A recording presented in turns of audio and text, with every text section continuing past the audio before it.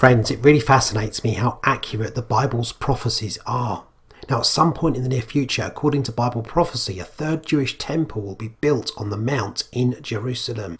Now, whether or not it will coexist alongside the Islamic holy site remains to be seen. But interestingly enough, friends, the Lord gave me a dream a few nights ago. It was crystal clear. I saw the House of Islam in disarray, murdering their own. I then saw from a bird's eye view the Al-Aqsa Mosque, which is also on the Temple Mount, crumble in on itself as though it had been destroyed by an earthquake. Now the Dome of the Rock was untouched, and I wondered, would the third temple stand in place of the Al-Aqsa Mosque? Now, anything is possible today. Even Islamic leaders are now suggesting the temple would be a good idea. Now, a third temple is not an empty notion either. I've been to the Temple Institute myself in Jerusalem and seen all the preparations and the sacred vessels and the garments they've prepared to exacting biblical specifications. Now, what is clear is that the idea for the third temple is fast looking like it will become the vehicle to bring the false peace, also prophesied in Scripture. Now, once the temple is built, the Antichrist, the man of peace, will, according to prophecy, desecrate it. So once again, friends, news of the emerging third temple is in the news. Now, this headline grabbed my attention.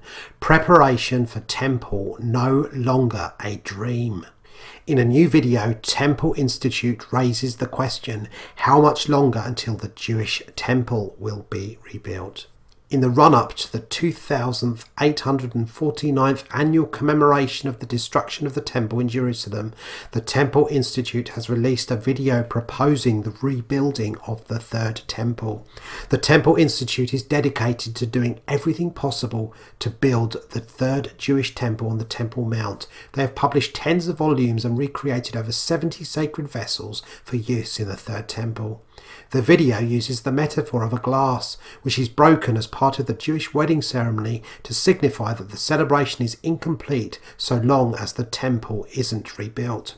Rabbi Chaim Richman, International Director of the Temple Institute, commented, "Everyone that has attended a Jewish wedding knows that we break a glass, but how many internalize the message? The broken glass isn't supposed to let guests know when to shout. On the contrary, it is a catalyst to move people into a new level of consciousness that fuses mourning with celebration, giving hope for a time in which we will finally rebuild the Holy Temple in Jerusalem.